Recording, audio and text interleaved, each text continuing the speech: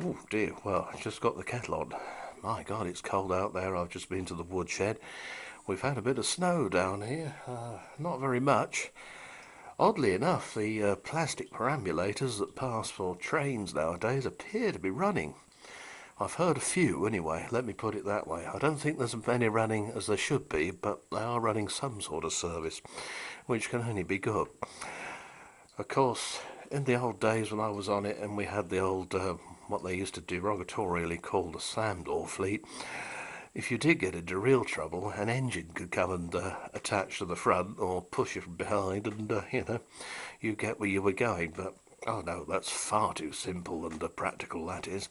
Let's complicate it by putting in a computer. Yes, and we'll make it run on Windows 95, so it's really, really slow. Not as slow as one of them in a snowstorm. Anyway, while I'm waiting for the kettle, as suggested by one of your good selves out there, little bit of a story for you. Susanna, as you know, was supposed to be here now and was sent back by the UK border agency people, customs. I hate people who take drugs, customs officers, police, I hate people who take drugs. But, of course, being American, she's rather better at doing something that, we don't really do in England, do we? And that is, we don't complain enough. Those trades, if that was any other country, people would be up in arms about it. But oh no, we just sit back and take it all on board and take their point of view like the bloody Muslims, bend over backwards for them while ruining our own country. Well, what it is, Susanna's been on to the British consul, who are based in Chicago of all places. Well, there are various branches throughout the States. It seems odd to me, being from a small country, that you'd need more than one British consul, but, well, America's huge, isn't it? And the lady at the British consul, she couldn't believe what she was hearing about what had happened, how Susanna had been so worked up about it all and terrified out of her wits that she'd had a panic attack and they'd had to send for an ambulance. I don't think that was the UK immigration people did that. I think that was done at the insistence of somebody else, by the way. And the ambulance report said that if her heart rate had gone up much more, they'd have been in deep poo. Also, of course, there's the fact they considered her to be a threat. I beg your pardon, A 50-odd-year-old American lady who's not in very good health. A threat, yeah. Okay, the doctor will see you in a minute.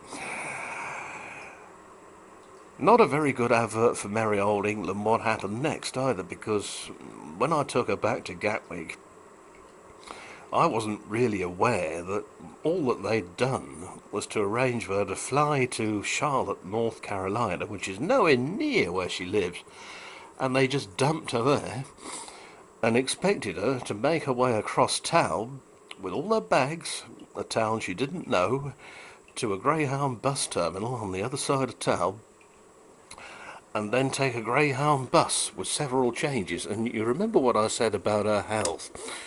She's probably worse than I am with regards to health. So, yeah, very nice indeed, I do not think. I was telling my doctor all this yesterday, as it goes, and he couldn't believe it, because he comes from India, and he said to me, well, that's a bit worrying, really, because suppose they do the same to my relatives when they come. Well, by the look of it, that is worrying. It's complete crap the way these people carry on. They had no reason to refuse her. Well, you see, the British consul in Chicago, they don't take any prisoners, and they demanded to see various records and all this. And of course, those tossers at Gatwick, like all these other PC Nazis, those tossers at Gatwick, they record everything, don't they? They paranoidly write it all down. It makes President Nixon look blasé the way they carry on. Absolutely incredible. And of course, it's all on paper, isn't it?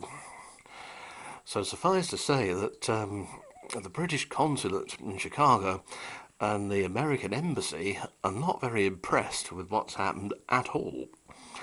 And so far, the chap that started all this at Gatwick has been suspended because they're carrying out a full investigation into what happened.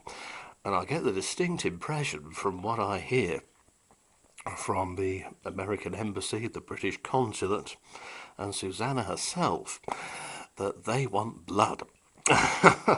And who can blame them? They had no reason at all to refuse her. It amazes me that they quite happily turn away benign or, even useful people to the country, while allowing malevolent or indeed downright harmful people to come into the country or indeed to pass through it on the way to other countries, such as the States. And they've now got the hump to such a degree over there that they're thinking of closing the borders to the English. That's how bad it is. Not just because of what happened with Susanna, of course. This has been going on for a while now, and they've got the right hump. And the only way anybody will change any of this, of course, is if enough people kick up a stink, isn't it? They've got their constitution over there, we the people and all that sort of thing. It's got to be better than our Magna Carta, I suppose, because I suspect that was written by the rich for the rich, and, fuck you, little oik, down on the peasant farm. Reminds me of something that happened years ago when I worked on the railway. Now, I had to take a train round to Brighton, and I took it as far as Eastbourne, drove it to Eastbourne, then I got off there, had a half an hour for a cup of tea and a laugh with the crews in the room upstairs, and then I had to travel round as a passenger to Brighton to pick up the 5:55 back. And of course, you can imagine, 5 to 6 in the evening, it's full train. Everybody's coming out of work and out of Brighton University, all this sort of thing.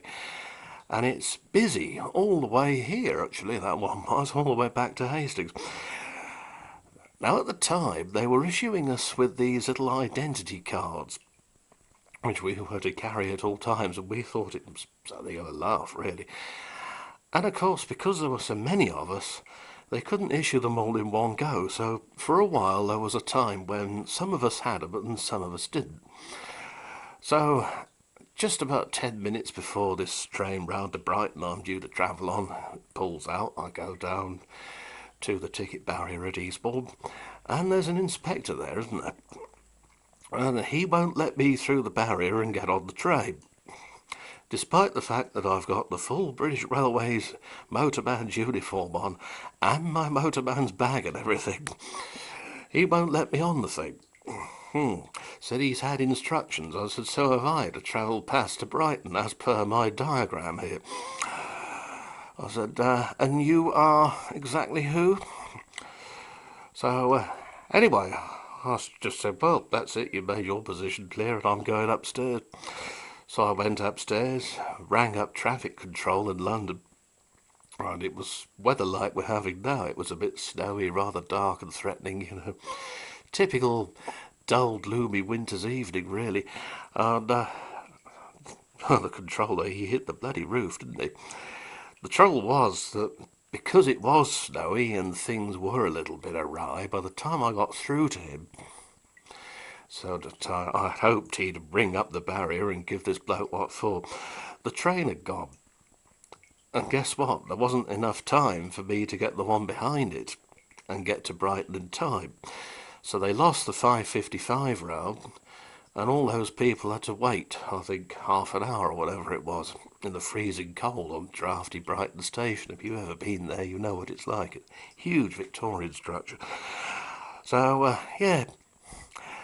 Now, strangely enough, I never saw this inspector again after that, and the little bird told me the following spring that his contract had been terminated. Something about a rush hour train that didn't run because he wouldn't let the motorman travel as a passenger because he hadn't got an ID card yet. Yes, it did give me a rather good feeling knowing that I'd well and truly stuffed a little Hitler. But it does, doesn't it? Anyway, coffee time. See you soon.